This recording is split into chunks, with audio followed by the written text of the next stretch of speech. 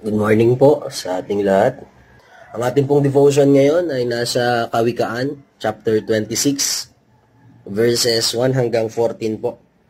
Let us open our Bible po sa Proverbs chapter 26, verses 1 hanggang 14 po. Let's pray po. Tayo po ay manalangin. Diyos na dakila, makapangyarihan sa lahat, aming Ama na banal. Maraming salamat po sa panibagong araw na pinagkaloob niyo po sa amin. Salamat po sa panibagong hininga at pagkakataon na matutong muli ng inyong mga salita, Panginoon. Help us, Lord God, to understand your word, Lord God, this morning. At hindi lang, Panginoon, basta maintindihan, kundi mai-apply po namin sa aming mga buhay upang magamit po namin, Panginoon, sa pang-araw-araw at mag-stand out po kami, Panginoon, bilang mga disipulo mo, bilang mga anak mo, Panginoon, dito sa mundong ito. Lord, maraming salamat po because we believe, Lord God, na nandito ka at kasama ka namin, Panginoon, sa aming pag-aaral. At naniniwala kami na ang bawat isa ay bibigyan niyo po ng sapat na karunungan para sa araw na ito. At naniniwala rin po kami, Panginoon, that we will be able to create, Lord God, a good testimony sa mga tao na kapaligid po sa amin. Nang sa ganoon ay magkaroon po kami palagi ng mga matalinong desisyon sapagkat kayo, Panginoon, nagbibigay sa amin ng karunungan. Ikaw, Panginoon, na mangusap sa amin sa umagang ito. Ito po ang aming panalangin sa pangalan ni Jesus. Amen. Amen. No. Good morning po sa ating lahat. Again, ang ating pong devotion ay makikita po sa Proverbs chapter 26 verses 1 hanggang 14. Basahin po natin yung mga verses po na ito. Ang papuri di angkop sa taong mangmang, parang ulan ng yelo sa tag-araw o panahon ng anihan. Ang sumpang di nararapat ay hindi tatalab, tulad lang ng ibong hindi dumadapo at lilipad-lipad. Ang latig ay para sa kabayo, ang bukado ay para sa asno, ang pamalo naman ay sa mangmang na tao. Huwag mong papatulan ng isang mangmang at baka lumabas na higit ka pang mangmang. Sagutin mo ang mangmang ayon sa kanyang kahangalan upang hindi niya isipin na siya'y may katwiran.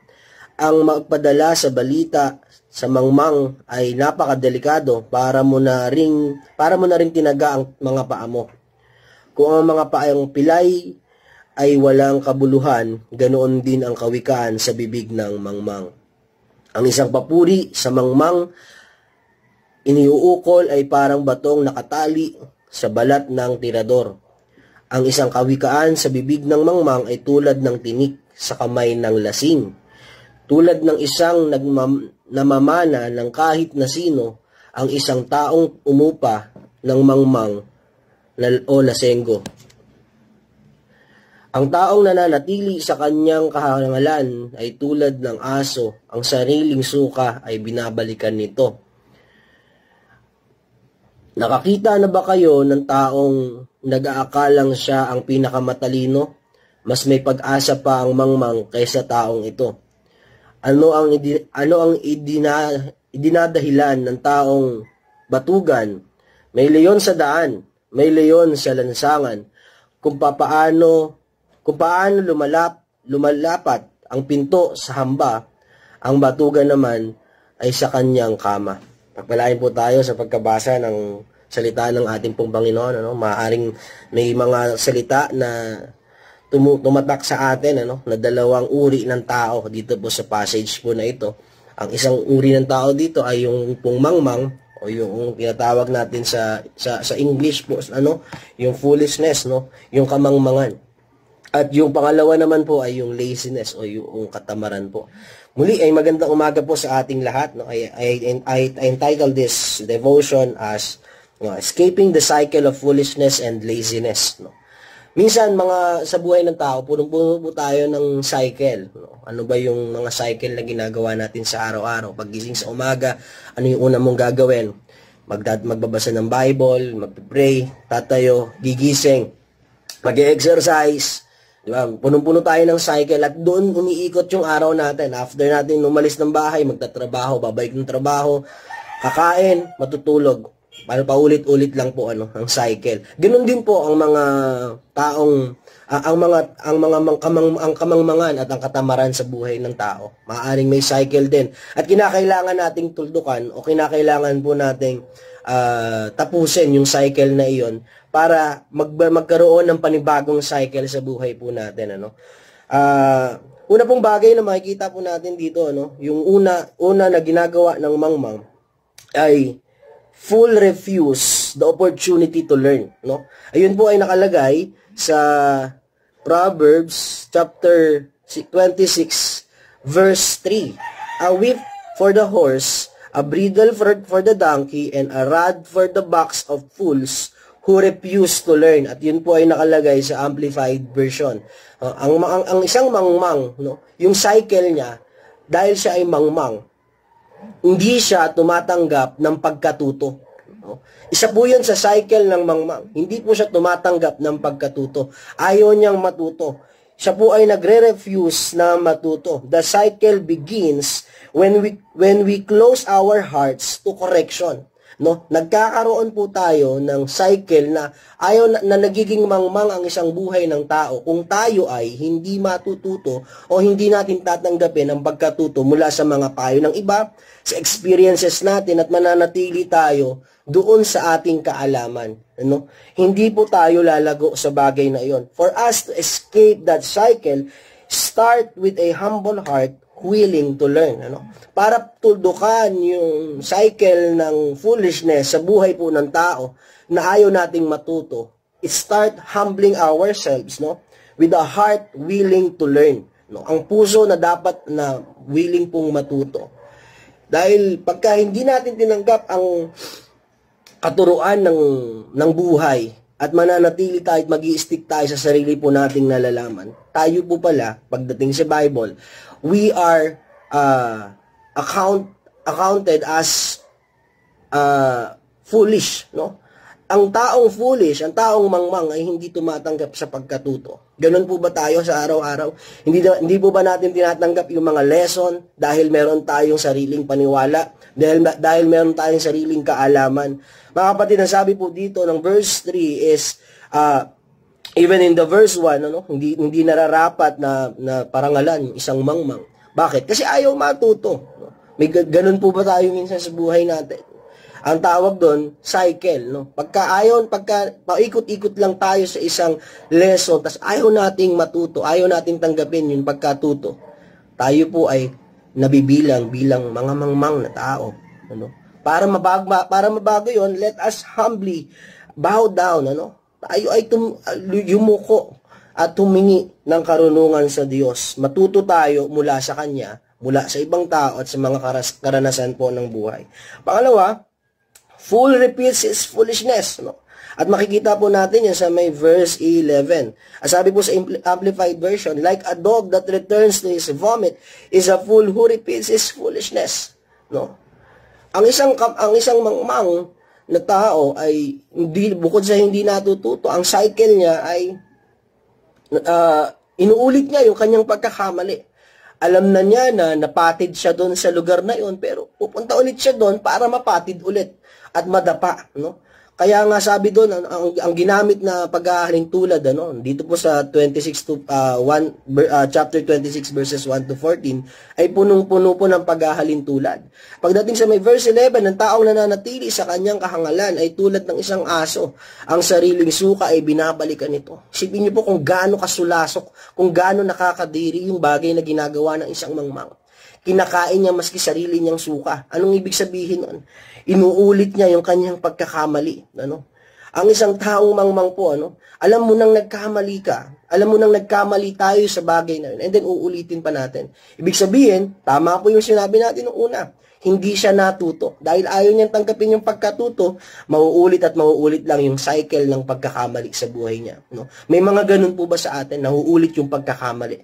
Now, for us to understand, nasabi po doon, the cycle deepens, lumalalim yung cycle when we keep returning to the same mistakes. Kapag paulit-ulit pa natin ginagawa, no? Lumalalim na siya na lumalalim. Paikot-ikot lang tayo sa isang cycle na paulit-ulit lang tayong nagkakamali. Bakit? Kasi ayaw po nating matuto. To escape, we must break the pattern by turning to the wisdom that comes from the Lord. Ano?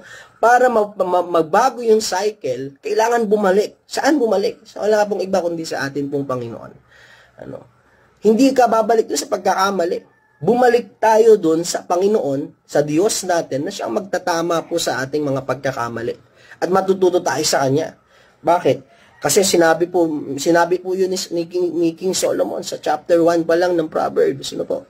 That the fear of the Lord is the beginning of wisdom. Fool repeats his foolishness.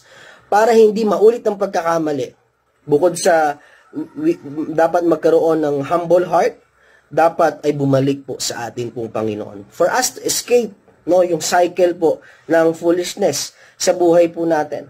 Pangatlo, na cycle ng isang foolishness, ng isang fool, sabi po dito, never be wise in your own sight. Isa po yung sa mga cycle ng isang foolish na tao. The cycle continues when we trust our own thinking rather than God's truth. Nagiging, bukod sa lumalalim yung cycle at nagiging paulit-ulit, magkakaroon ang isang cycle na nagpapatuloy sa buhay po natin ay nagtitiwala na sa kanyang sarili. Ang isang taong mangmang ay punong-puno ng kapagtitiwala sa kanyang sarili. At marami pong mayaman po ang Bible sa mga sinasabi na huwag maging mayabang, huwag maging palalo. Marami pong mga accounts sa Bible na sinasabi po na huwag maging mapagmataas, bagkus maging mapagpakumbaba. At ang isang taong mangmang ay may malaki ang kanyang tiwala sa kanyang sarili. Kaya para makatakas doon sa malaking tiwala sa sarili o yung sinasabi na ako ay magaling sa sarili kong mata. Ako ay malakas sa sarili kong mata. Yun po ay kayabangan, kahangalan sa mata ng ating pong Panginoon. Anong kailangan natin gawin? Escape means choosing God's wisdom over self-reliance. Imbis na magtiwala sa sarili, ay piliin po natin na ang Diyos natin ang siyang magbibigay po sa atin ng karunungan. At hindi yung ating sariling kaalaman. Bakit? Mga kapatid, maraming beses na po natin sinasabi yun. Marami sa buhay natin, lahat ng aspeto sa buhay natin ay limitado. Hindi para magyabang. Hindi para sabihin na, ito kaya ko itong bilhin. Ito kaya ko itong abutin. Hindi po natin maaabot yun sa mamamagitan ng sarili nating lakas. Pwede siguro sa pandaraya, narinig natin niya sa mga Senate hearing dito nitong mga nakaraan. Nakakainis, nakakagalit. Bakit? Kasi po, nauulit lang ng nauulit. Why? Foolishness. Cycle. Nauulit lang ng nauulit yung pagnanakaw sa kaban ng bayan. Why? Because there's cycle. May cycle na kailangang baguhin, may cycle na kailangang tapusin, at may cycle na kailangang tudukan para hindi na siya maulit muli. Yung pagkakamali po na yun. At same thing sa buhay po natin mga tao. May cycle din sa ating puso, sa ating buhay, na nagtitiwala tayo masyado sa sarili natin. Kaya ko yan, magagawa ko yan. Pero isa po yung tanda na may cycle ng foolishness sa buhay natin. If we are always be wise in our own sight, magaling tayo sa sarili natin. Wala naman pong masama, pagka confident ka. Huwag naman po siguro over, Huwag naman po siguro over. Kasi bakit? May nagtatanong sa akin nung nandun ako sa Plaridel, Bulacan, sabi sa akin, hindi ka ba, kuya, kinakabahan kapag tumatayo ka sa harap? Sabi ko, ako, kinakabahan pa rin. Ang dami kong beses po kinakabahan kasi pag nawala na yung kaba, ibig sabihin, nagtitiwala na ako sa sarili ko. Sabi kong ganun sa kanila. Totoo po yun. Lagi po akong kinakabahan. Bakit? Kasi alam ko na kulang ako. Pero alam ko rin na ang Diyos ang siyang magpupuno po sa akin. Ganun din po sa buhay natin. Do not be wise in our own sight. Ibig sabihin, huwag tayong maging mapagmataas. At nagpapatuloy ang cycle, kapag po tayo ay nagtiwala masyado sa ating mga sarili. Panghuli at pang-apat po, sabi po dito, ang isang cycle ay merong, ang cycle ng foolishness, ang resulta po nun, laziness. Laziness. Sabi po ng verse 13 hanggang 14, sa amplified version po. The lazy person who is self-indulgent and relies on lame excuses says, there's a lion in the road. A lion is in open square, and if I'll go outside to work, I will be killed. At sinabi po yan sa Proverbs chapter 22, verse 13. As the door turns on its hinges, so does the lazy person on his bed. At maganda po yung sinabi sa may verse 14, kung papaano lumalapat ang pinto sa hamba, ang batugan naman ay kanyang nasa kama. Tingnan niyo po yun, Bakit? Kasi ayaw na niyang matuto. Ibig sabihin, ayaw niya na rin tumayo. Natuto nauulit lang na nauulit yung kanyang pagkakamali. Ayaw niya lang tumayo. Nagkakaroon na ng katamaran sa buhay, At sabi po ng Bible, nakalimutan ko lang yung exact passage. Ang tamad, huwag kumain. Kung tayo ay tamad, At the cycle ends, Ito po yung resulta ng cycle ng foolishness. The cycle ends in an action and wasted life if we give in to laziness, Katamaran. Kaya nga po tayo bumabangon sa araw-araw. Kaya nga tayo kumikilos sa araw-araw kasi ayaw natin manatili sa stagnant na buhay. Gusto natin magkaroon ng progress yung buhay po natin. Nagsusumikap tayo, ginagawa natin po lahat ng effort. At dahil po yun sa ating kagustuhan na mag-level up yung buhay po natin. At hindi po tayo maging tamad. Isa po yun sa mga magagandang bagay na dapat meron po tayo. Dapat kasipagan, Baka yung kamay, yung nakakatuwa nga pong kamayan, yung mga taong punong-puno po ng kalyo ang kamay, kakatrabaho, Dahil bakit? Ang gusto nila ay umunlad yung kanila pong buhay. Hindi po puro katamaran. Dahil ang taong tamad, Ang taong pong tamad, yun po yung resulta ng taong mangmang. Magkasama po yun palagi. Kung ang taong mangmang, sigurado po ako na meron siyang katamaran sa buhay. The fool and the sluggard are trapped in a cycle, refusing wisdom, repeating mistakes, trusting themselves, and wasting life in laziness. But we can escape that cycle when we choose to learn, break free from folly, humble ourselves, and live with diligence under God's wisdom. Pwede po nating tuldukan yung cycle na yon. Kung meron man sa buhay po natin na parang paulit-ulit lang na nangyayari, accept po natin yung pagkatuto, huwag nating balikan yung mali, at huwag masyadong magtiwala sa sarili at lalo tigit mga kapatid, huwag po tayong maging tamad. Now for our application, in order for us to escape the cycle of foolishness and laziness, start walking in the wisdom that comes from the Lord. Wala na pong iba mga kapatid. Mula ngayong araw, mula sa araw-araw ng buhay po natin, lumakad po tayo sa karunungan ng Diyos. At hindi sa sarili po nating karunungan. Matuto tayo sa Kanya. At hindi tayo at wag nating ulitin muli ang mga pagkakamali. Nagkamali na tayo before. Makasalanan na tayo before, pero namatay na si Kristo para po sa atin. Namatay siya at muling nabuhay para po sa atin. Wag na natin pong balikan yung mga bagay na nagparumi sa atin noong tayo pa ay wala pang relasyon sa ating pong Panginoon. Bago ako magtapos, ang sabi po ng Proverbs chapter 1 verse 7, ulitin ko lang po ulit. The fear of the Lord is the beginning of wisdom. If we want to end that cycle of foolishness in our hearts, return to the Lord. Let's go back. Ibigay po natin sa Kanya. Sabi doon, the fear of the Lord is the beginning of wisdom. At totoo po yun. Kapag inuna natin ng Diyos, hindi tayo foolish, kundi iyon po ay karunungan sa mata ng ating Panginoon. Let us all pray. Magandang umaga po sa ating lahat. O Diyos na dakila at makapangyarihan sa lahat. Panginoon, kami po ay lumalapit at nagpapasalamat sa inyong mga salita. Panginoon, if there's any cycle of foolishness and laziness, Panginoon, in our life right now, Lord, kami po ay lumalapit at humihingi po ng kapatawaran. Kung minsan sa buhay po namin, Panginoon, ay nire-refuse namin yung opportunity na matuto. Dahil nagtitiwala kami masyado sa sarili namin, Panginoon. Nire-refuse namin, Panginoon, yung pagkatuto. Lord, patawarin niyo po kami. Kung minsan ayaw namin ng suggestion, ayaw namin ng correction, dahil mataas yung aming ego, Panginoon, mataas yung aming pride. Lord, patawarin niyo po kami. Lord God, at patawarin niyo rin po kami, Panginoon, kung nagkamali na kami before, tapos paulit-ulit pa rin yung pagkakamali at nananatili kami sa isang cycle. Lord God, patawarin niyo po kami. Inibig mo kami, Panginoon, at minahal. Namatay ka para sa amin, Panginoon, dahil gusto mo kaming makarating dyan sa inyong langit na bayan. Salamat, Panginoon, dahil alam po namin na ang pagmamahal mo ay patuloy pa rin nandiyan, Panginoon. And Lord, patawarin niyo po kami kung masyadong mataas ang aming tingin sa sarili namin, Panginoon. At dahil sa mga bagay na ito, kami po ay nagkakaroon ng katamaran sa buhay.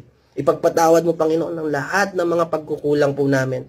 At sa araw na ito, Panginoon, kami po ay lumalapit at humihingi po ng karunungan, ng kaalaman, Panginoon, sa inyo. At dumidepende po kami, Panginoon, sa inyong kaalaman, karunungan, Panginoon, sa aming pong mga buhay. Dahil kung wala ka, Panginoon, isa lamang po ang sigurado, wala rin po kami. Kung wala ka sa buhay namin, walang halaga ang lahat ng ginagawa namin. That's why, Lord God, araw-araw, we continue to depend, Panginoon, sa inyo. And we believe, Lord, na may gagawin ka sa aming mga buhay. Make us as a living testimony, Panginoon, sa mga tao na kapaligid sa amin. Palagi pong magliwanag ang aming buhay, Panginoon, at bumalik po sa inyo, sapagkat ikaw ang Diyos na umibig sa amin. At Lord God, sa araw-araw ay madama po ng bawat isa sa amin ang pagpapalang nang gagaling sa inyo. I pray, Lord God, sa mga kapatiran po namin na dumaranas, Panginoon, ng kapighatian sa kanilang buhay. Akin pong panalangin na samahan niyo po sila at bigyan, Panginoon, ng katahimikan, Panginoon, ng kanilang mga pag-iisip. At bigyan sila, Panginoon, ng kapahingahan. Ganun din, Lord God, I pray sa mga nagtatrabaho, nag-aaral, Panginoon, at may mga negosyo naming mga kapatid sa pananampalataya. Samahan niyo po sila and let your wisdom, Panginoon, be upon them. And we believe, Lord God, that every one of us ay makakaranas, Panginoon, ng pabor na galing sa inyo. Hindi lang sa araw na ito, kundi sa araw-araw, Panginoon, ay palagi niyo pong ipaparanas sa amin. Nakasama ka namin at hindi mo kami pababayaan kahit kailan. O Diyos, maraming salamat po sa paalaala ngayong umagang ito. Ito po ang aming panalangin sa pinakamakapangyarihang pangalan ng aming Panginoong Jesus. Amen and amen. Good morning po sa ating lahat. No? Good morning po sa mga nakasama natin ngayong umaga. Good morning sa ating lahat. Ang pagpapala po ng Diyos ay palagi po nating maranasan. God bless po and have a great day.